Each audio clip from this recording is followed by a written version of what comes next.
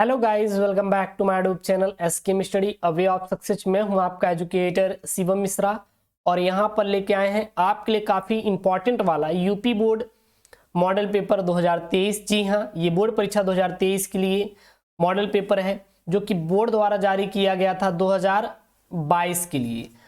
अब मैं इसको आप तक क्यों पहुंचा रहा हूं, इसका थोड़ा आप लोग कंडीशन देखिएगा। सबसे पहले ये पिछले साल भी 70% सिलेबस पर आधारित था, इस बार भी 70% सिलेबस पर आधारित ही है। इसलिए आप इस मॉडल पेपर को जरूर से जरूर सॉल्व करिएगा क्योंकि ये काफ़ी क्या है, इंपॉर्टेंट होने वाला है। हिंदी का सब्जेक्ट इंपॉर्टेंट होता है क्योंकि आपको पता होना चाहिए कि आपको अगर बोर्ड में पास होना है तो हिंदी में कंपलसरी आपको पास होना। आप सभी विषय में पास रहेंगे, अगर हिंदी में फेल हो गए तो आपको सभी विषयों में फेल कर दिया जाएगा। अगर आप हिंदी में पास हैं, एक दो सब्जेक्ट में फेल है तो आपको कंपार्टमेंट दे दिया जाएगा। तो आपके अंदर वो होना चाहिए जज्बा कि मुझे हिंदी में 95 नंबर स्कोर करना है, क्योंकि बहुत ही सिंपल है यार। आप लोग शुरू से ही हिंदी बोलते चले आ रहे हैं, आप भारत के वासी भी हैं, निवासी भी हैं, तो कहीं ना कहीं आपको हिंदी में उतना नहीं डरना चाहिए। अगर आप क्लास 12 से हैं, ठीक है ना, अगर आप क्लास 12 से हैं यूपी बोर्ड से, तो हिंदी में इतना नहीं डरना चाहिए क्योंकि बहुत सिंपल पेपर होता है, आराम से आप कर लेंगे। 3 घंटे यार 15 मिनट का समय मिलता है और इसमें कुछ ऐसे ऐसे टॉपिक इंपॉर्टेंट होते हैं जो कि आपके बोर्ड में आती हैं, जैसे गद्यांश पद्यांश भाई साहब ऐसे कर लेंगे आप लोग। 10 नंबर का 8 नंबर आप ऐसे ले लेंगे। हाँ, जीवन परिचय 10 नंबर का आएगा, कवि का जीवन परिचय आएगा, लेखक का जीवन परिचय आएगा। जयशंकर प्रसाद याद कर लीजिए, महादेव वर्मा याद कर लीजिए, डॉक्टर एपीजे अब्दुल कलाम याद कर लीजिए, ठीक है ना। बस काम खत्म, इतने लोग का आप याद कर लीजिएगा, आपका जीवन परिचय आ जाएगा। इसी में से एक दो लोग का आपका जीवन परिचय वहां पे आ जाएगा, आप लिख के चले आएंगे। और निबंध याद कर लीजिएगा, पत्र लेखन याद कर लीजिएगा, ठीक है ना। तो बहुत ज्यादा आप कह सकते हैं ये टफ नहीं है, हिंदी बहुत ही सिंपल है। इसमें कुछ चीजें होती है जिसको आपको पता होना चाहिए, जो आपको पता होना चाहिए मैं आपको बता दूंगा, उसकी टेंशन मत लीजिएगा। पत्र लेखन जो इंपॉर्टेंट मैं करवा दूंगा बोर्ड से पहले, गद्यांश पद्यांश मैं आपका पूरा पूरा खत्म करवा दूंगा, और लेटर राइटिंग जो इसको तो मैं बोल ही दिया, निबंध भी मैं आपको करवा दूंगा। जितने भी जीवन परिचय मैं आपको प्रॉमिस कर रहा हूं, मैं कल से ही शुरू करूंगा यार वीडियो। मैं बहुत सारे मैं वीडियो बना बना के पढ़ाया हूं, लेकिन मैं कल से शुरू से स्टार्ट करूंगा और जितने भी निबंध आप कह सकते हैं जीवन परिचय, मैं पूरा पूरा जीवन परिचय पढ़ा दूंगा, ठीक है ना। खुश, हैप्पी, अब आप लोग खुश है ना। जितने भी जीवन परिचय मुझसे आप कल से पढ़ लेना, मैं आपको सारे सारे जीवन परिचय पढ़ा दूंगा। गद्यांश पद्यांश जो इंपॉर्टेंट रहेंगे 20-20 नंबर के, वो मैं आपको डिलीवर करवा दूंगा कि भाई साहब इसको पढ़ लीजिए, काम हो जाएगा, ठीक है ना। तो जो इंपॉर्टेंट है आपको मैं उसको दे दूंगा, आप लोग ज्यादा उसको दिमाग पे स्ट्रेस मत लीजिएगा, मैं उसको करवा दूंगा। बस आप ये समझिए कि बस मेहनत करना है, आप जम के तैयारी करनी भाई साहब, कि मुझे फोड़ना है, कुछ भी हो जाए 100 में 95% लेके आना है, ठीक है ना, यही होना चाहिए। तो चलिए देख लेते हैं मॉडल पेपर, एक बार समझते हैं इसका सोल्यूशन। अगर आप ऑन डिमांड सर करवा रहे हैं, एक एलके सर है, लवकुश सर, जो कि आपको पूरा पूरा सोल्यूशन पेपर ले आ रहे हैं, क्योंकि मैंने कहा भाई साहब आप क्या करिए कि आप सोल्यूशन करवाइए पेपर का। तो वीडियो सोल्यूशन का मिलता है आपके अपने इसी चैनल पे, सोल्यूशन का वीडियो मिल जाएगा, उसका मैं प्लेलिस्ट बनवा दे रहा हूँ, एक डेडिकेटेड प्लेलिस्ट बनवा दूंगा। आप वहां उस प्लेलिस्ट से जाके अपने से पढ़ाई कर लीजिएगा, ठीक है ना। वहां पे उसका डेडिकेटेड प्लेलिस्ट बनवा देंगे। तो खंड का जो रहेगा आपका 50 अंकों का रहेगा, याद रखिएगा। जो आपका 12th हिंदी रहेगा, खंड का कितना रहेगा आपका 50 नंबर का रहेगा। 100 नंबर पूर्णांक रहेगा, 2 भागों में बटा रहेगा, खंड क खंड ख 50-50 नंबर में। बहुविकल्पी प्रश्न आपका 10 नंबर का आएगा। सबसे पहला प्रश्न है, शिक्षा का उद्देश्य निबंध के लेखक कौन है। कमेंट बॉक्स में आंसर छापना है। भारतेंदु हरिश्चंद्र, संपूर्णानंद, मोहन राकेश या फिर रामकृष्ण दास। सही उत्तर आपको छापना है। अगला प्रश्न यहाँ पे, लल्लू लाल की रचना है सुख सागर, प्रेम सागर, परीक्षा गुरु या फिर रानी केतकी की कहानी। उसके बाद यहाँ पे ग वाला प्रश्न है, पर्दा कहानी के लेखक कौन है। प्रेमचंद्र है, जयशंकर प्रसाद है, अमरकांत है या फिर एस पाल है। घ वाला प्रश्न है, आवारा मसीहा के रचनाकार कौन है। विष्णु प्रभाकर, राम वृक्ष बेनपुरी, राहुल संस्कृतायन या फिर रांगे राघव। और यहाँ पे अंगा वाला प्रश्न है, बाण भट्ट की आत्मकथा के लेखक कौन है। महावीर प्रसाद द्विवेदी, सरदार पूर्ण सिंह या फिर वासुदेव अग्रवाल या फिर हजारी प्रसाद द्विवेदी जी। तो ये आपके 5 नंबर के बहुविकल्पी प्रश्न आपके 1 में मिलेंगे और 2 नंबर में भी आपके 5 नंबर के बहुविकल्पी प्रश्न मिलेंगे। कामायनी किस युग की रचना है। कमेंट बॉक्स में छापिए जल्दी फटाफट आप लोग इसका आंसर, राइट आंसर। द्विवेदी युग की, छयवादी युग की, भारतेंदु युग की, प्रगतिवादी युग की। या फिर ख वाला प्रश्न यहाँ पे, निम्नलिखित कवियों में से कौन से प्रगतिवादी युग का है। अग्रदास, तुलसीदास, नंददास, रामधारी सिंह दिनकर। फिर का वाला प्रश्न यहाँ पे तार सप्तक का प्रकाशन वर्ष है, कब हुआ था? 1941 ईस्वी, 1943 ईस्वी, 1954 ईस्वी या फिर 1947 ईस्वी।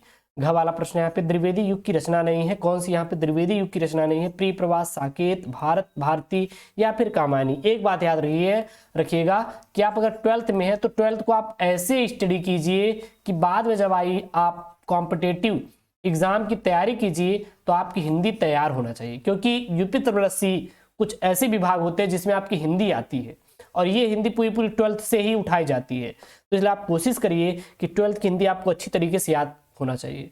बोर्ड में टॉपर बनने के नहीं भाई साहब, आपको जॉब लेने के लिए, क्योंकि टॉपर बन जाएंगे आप, पास हो जाएंगे, उसके बाद क्या करेंगे? बेरोजगार घूमेंगे क्या? नहीं यार, ये बेरोजगारी बहुत बेकार चीज होती है, आपको पता है। अगर आज आप पढ़ाई करेंगे तो कल बेरोजगार नहीं रहेंगे। इसलिए आप कोशिश कीजिए भाई साहब कि आप तैयारी कीजिए 12th में पास होने के लिए नहीं, आप फ्यूचर में कुछ करने के लिए। जब आप निकलेंगे ना तो पता नहीं कितने लाखों करोड़ों ऐसे बच्चे आपको मिलेंगे शहरों में तैयारी करते हुए जिनके पास आज रोजगार है ही नहीं।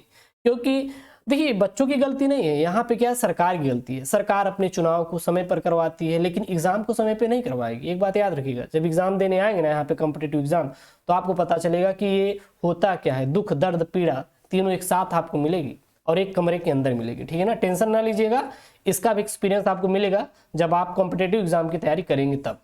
यहाँ पे अंगा वाला प्रश्न है, निम्नलिखित में से कौन सी कृत महाकाव्य नहीं है? रामचरितमानस नहीं है, साकेत नहीं है, या फिर पद्मावत नहीं है, या फिर मामा नहीं है। तो यहाँ पे कौन सी कृति है महाकाव्य नहीं है? रामचरितमानस, साकेत या फिर पद्मावत या फिर मामा नहीं है। तो एक नंबर वाले हैं प्रश्न, काफी इंपॉर्टेंट है, देख लीजिएगा। इसके बाद भाई साहब गद्यांश तो ऐसे ही कर लेंगे, ये 10 नंबर का है, मैंने इसको करवा भी दिया है वन शॉट वीडियो में। धरती माता की कोख में जो अमूल्य निधियां भरी है, जिसके कारण वह वसुंधरा कहलाती है, उससे कौन परिचित न होना चाहेगा? लाखों करोड़ वर्षों से तो अनेक प्रकार की धातुएं से पृथ्वी को पीस कर अगणित प्रकार की मिट्टियों से पृथ्वी की देह को सजाया है। हमारे भावी आर्थिक अभ्युदय के लिए इन सभी की जांच पड़ताल आवश्यक है। तो इसका सबसे पहले आपको लिखिएगा कि भाई साहब कि गद्यांश का संदर्भ लिखिए, यानी कि संदर्भ में क्या है कि लेखक कौन है और ये कहां से लिया गया है, यानी कि पाठ के किस पाठ का शीर्षक है आपको लिखना रहेगा। 5 प्रश्न बनेंगे। फिर यहाँ पूछा है कि धरती वसुंधरा क्यों कहलाती है। अब यहाँ पे देखिए बना हुआ है धरती वसुंधरा क्यों कहलाती है, क्योंकि धरती माता की कोख में जो अमूल्य निधियां भरी हुई है उसी कारण वसुंधरा कहलाती है। बस पहला दूसरा का आंसर यही है, इसीलिए कह रहे गद्यांश बहुत ही सिंपल है यार, टेंशन मत लीजिएगा, आप चुटकी बजा के इसको आंसर देंगे। आपका बोर्ड परीक्षा से पहले मैं करवा दूंगा, ठीक है ना। फिर रेखांकित अंश का व्याख्या करना है। पृथ्वी की देह को किसने सजाया है? तो पृथ्वी की देह को किसने सजाया है, यहाँ पे देख सकते हैं, लाखों करोड़ वर्षों से अनेक प्रकार की धातु को पृथ्वी को पीस कर अगणित प्रकार की मिट्टियों से पृथ्वी ने देह को सजाया है। क्लियर है। फिर यहाँ पे अथवा में आप इसको कर सकते हैं, अशोक का फूल है, इसको आप यहाँ पे कर सकते हैं, ये दिया है। तो चाहे आप वो करिएगा सॉल्व या फिर ये कर लीजिएगा, दोनों में से आप चाहे एक करेंगे आपको 10 नंबर मिलेगा। इसका पीडीएफ मैं आपको फिर से बता दूं, इसका पीडीएफ आप टेलीग्राम चैनल SKM स्टडी से डाउनलोड कर सकते हैं। SKM स्टडी टेलीग्राम का जो लिंक है वो डिस्क्रिप्शन बॉक्स के अंदर दिया गया है, ठीक है ना। अब यहाँ पे पद्यांश मिलेगा, चलिए पद्यांश देख लीजिए। पद्यांश यहाँ पे आपका 10 नंबर का पद्यांश है। कितने नंबर का पद्यांश है? आपका 10 नंबर का पद्यांश है। पद्यांश क्या है? दुर्बलता का ही चिन्ह विशेष शपथ है से लेकर उसे सब चुन लो, यहाँ पे सॉरी, करने पा जाऊं, तो यहाँ से यहाँ तक है, आप देख लीजिएगा पद्यांश। और इसमें इन्होंने 5 प्रश्न पूछा है कि उपयुक्त पद्यांश का संदर्भ लिखिए, रेखांकित अंश की व्याख्या कीजिए, फिर यहाँ पे इसका आपको लिखना है और कौन सा अलंकार है, पद्यांश का भाव स्पष्ट कीजिए और भाव की विशेषताओं को बताइए। अथवा में आप इसको कर सकते हैं, मान लीजिए अगर वो नहीं आ रहा है तो आप आराम से इसका उत्तर दे दीजिएगा। और यहाँ से भी 5 प्रश्न बनेगा। अब देखिए यहाँ पे लेखक का, ये काफी इंपॉर्टेंट है, 5 नंबर का आपका आएगा, 5 अंक का आपका आएगा। लेखक का जीवन परिचय और कवि का जीवन परिचय। देखिए यहाँ पे कवि भी लगे हुए हैं, नीचे कवि भी लगे हुए हैं, तो लेखक और कवि 5 नंबर के, यानी कि 5 + 5 आपका 10 नंबर आपका यहीं से क्लियर होना चाहिए, छोड़ना नहीं है, इसको करके आना है। अब इन्होंने बोला कि भाई साहब लेखक की जीवन परिचय और कृतियां, साहित्यिक परिचय, कृतियां लिखिए। आचार्य हजारी प्रसाद द्विवेदी, APJ अब्दुल कलाम, वासुदेव सड़गरवाला। आप केवल आप इन्हीं 2 का तैयार कर लीजिएगा। किसका? हाँ, आचार्य हजारी प्रसाद द्विवेदी का और APJ अब्दुल कलाम का, बस काम खत्म। और कवि में किसका तैयार कर लीजिएगा? रामधारी सिंह दिनकर और सुमित्रानंदन पंत, बस काम खत्म। आप इन्हीं का जीवन परिचय तैयार कर लीजिए, हो जाएगा काम। पंचलाट बहादुर की कहानी का उद्देश्य ये मैं करवा ही दिया हूं, आप जाके चैनल पे पढ़ सकते हैं। पूरा पूरा इसका PDF भी टेलीग्राम पर भेज दिया गया था, आप वहां से डाउनलोड कर सकते हो। उसके बाद स्वपठित काव्यखंड पर आधारित मैं एक एक करके इसका वीडियो में कल से पढ़ाना शुरू करूंगा, और ये तो आप अपने जिले के अकॉर्डिंग पढ़ सकते हैं क्योंकि हर जिले के लिए अलग अलग होता है, ठीक है ना। उसके बाद आपका आएगा संस्कृत का आपका आएगा 7 नंबर का, देखिए गद्यांश, और ये संस्कृत वाला आप लोग को तैयार कर लेना है। इसका PDF आप लोग स्क्रीनशॉट ले लीजिएगा, ये देखिए ये पद्यांश आपको तैयार कर लेना है। उसके बाद आपका यहाँ पे दिया हुआ गद्यांश पद्यांश संस्कृत के हैं 7 नंबर के, यानी गद्यांश पद्यांश मिला के आपके 14 नंबर आपके संस्कृत के आएंगे।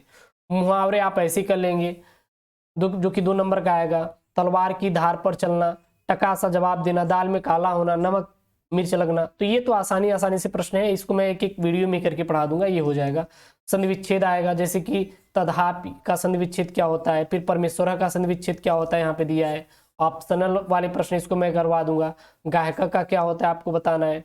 उसके बाद आपको विभक्ति और वचन बताना रहेगा कि आत्मना में कौन सी विभक्ति और वचन है, ये एक एक करवा देंगे, इसकी आप टेंशन मत लीजिएगा। फिर नामनान में फिर यहाँ पे शब्द युग्म का आपको सही अर्थ चुनना रहेगा, जैसे व्यसन और व्यसन का मतलब क्या होता है। फिर यहाँ पे आपका एक शब्द के 2 अर्थ लिखना है आपको, अंबर, पीठ, विधि और नाग, ये भी हो जाएगा। इसको छोड़ ये तो आपके व्याकरण के भाग हैं, ये हो जाएगा। अब देखिए यहाँ पे इसको तैयार कर लीजिए, काफी इंपॉर्टेंट वाला वीडियो है। यहाँ पे वीर रस, हास्य रस, यानी कि रस वाला जितने भी रस हैं आप पढ़ लीजिएगा। वीर रस, हास्य रस, करुण रस, इसको आपको कंप्लीट पढ़ लेना है क्योंकि 2 नंबर आएगा। अलंकार वाला आपको पूरा पूरा तैयार कर लेना है, और छंद वाला आपको पूरा पूरा तैयार कर लेना है, यानी कि रस, छंद, अलंकार, ये तीनों आपको अच्छी तरीके से याद होना चाहिए, क्योंकि हर साल और 100% यही पूछा जाएगा, क्योंकि भाई साहब ये बदलता ही नहीं। श्लेष, उत्प्रेक्षा अलंकार हर साल पूछा जाता है, दोहा, सोरठा, छंद, मात्रा सहित हर साल पूछा जाता है। वीर रस, हास्य रस, करुण रस हर साल पूछा जाता है। तो 6 नंबर आप ऐसे इसको देख लीजिए। उसके बाद आपका यहाँ पे देखिए पत्र लेखन आएगा। पत्र लेखन देखिए यहाँ पे प्रार्थना पत्र किसके लिए आया है, बैंक खाता खोलने के लिए बैंक प्रबंधक को प्रार्थना पत्र लिखिए, 6 नंबर का। इसको मैंने बताया कि आपको कैसे लिखना है। या फिर शहर में फैली संक्रामक बीमारी की तरफ जिला अधिकारी का ध्यान केंद्रित करने के लिए आवेदन पत्र लिखिए, प्रार्थना पत्र लिखिए। तो ये 6 नंबर के हैं, ये आसानी से कर लेंगे। उसके बाद आपका निबंध आएगा। निबंध आपका 9 नंबर का। देखिए सबसे पहला प्रश्न यही उन्होंने दिया है कि देश में बेरोजगारी की समस्या। अब बेरोजगारी पर आप लिखिए ना, बहुत सारे बेरोजगार ऐसे हैं घूम रहे हैं, आप बताइए कि पढ़ पढ़ के बेरोजगार हुए हैं लोग यहाँ पे। तो बेरोजगारी में जो समस्याएं हैं बेरोजगारी के लिए कैसे दूर करेंगे, क्या निवारण है, सरकार को इस पर क्या एक्शन लेना चाहिए, और लोगों को जागरूक होना चाहिए कि भाई साहब अगर हम तैयारी ही कर रहे हैं तो इसके साथ साथ मुझे अन्य कोई सोर्स भी देखना है, क्योंकि आजकल क्या हो रहा है कि हम किसी एग्जाम के सारे नहीं बैठ सकते। आपको पता होना चाहिए कि अगर एग्जाम करा भी दिया जाता है तो उसका रिजल्ट 4 साल बाद आता है। UPSC से जाके मिलिए आप, अभी आप तो आपको नहीं समझ आएगा ये क्या है, लेकिन आप जब निकलेंगे ना तो 2016 की वैकेंसी, 2016 की JEE की वैकेंसी अभी तक एग्जाम नहीं कराया गया, और कराने के बाद अभी तक रिजल्ट ही नहीं आया। वीडियो का भाई साहब एग्जाम करा दिया गया, उसके बाद पेट का परीक्षा भी करा दी गई, लेकिन अभी तक वीडियो का रिजल्ट भी नहीं आया। तो ऐसे बहुत सारे हैं। वही लेखपाल का देख लीजिए, वीडियो की भर्ती होती है, रद्द हो जाती है। 2014 में आई थिंक या 2015 में जब आजम खान सर थे तो उन्होंने JEE की वैकेंसी लाई, भर्ती भी कराई 1600 JEE को।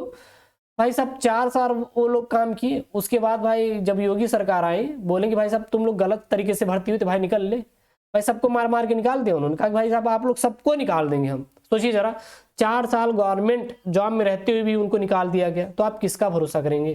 तो इसलिए आप एंटरप्रेन्योर बनिए, जो कि आजकल बहुत ट्रेंडिंग टॉपिक है एंटरप्रेन्योर, ठीक है ना। आतंकवाद की समस्या, वृक्षारोपण का महत्व, विद्यार्थी और राजनीति, देश की समृद्धि विकास में समाचार पत्रों की भूमिका। तो ये आपका क्या है, निबंध है, आप लोग तैयार कर लीजिएगा। तो ये क्लास 12th हिंदी का मॉडल पेपर है बोर्ड परीक्षा 2023 के लिए। आप भाई साहब इसको तैयार कर लीजिएगा, काफी इंपॉर्टेंट वाला मॉडल पेपर है। और हाँ, वीडियो को लाइक करिए, चैनल को सब्सक्राइब करिए। ओके दोस्तों, थैंक यू, जय हिंद।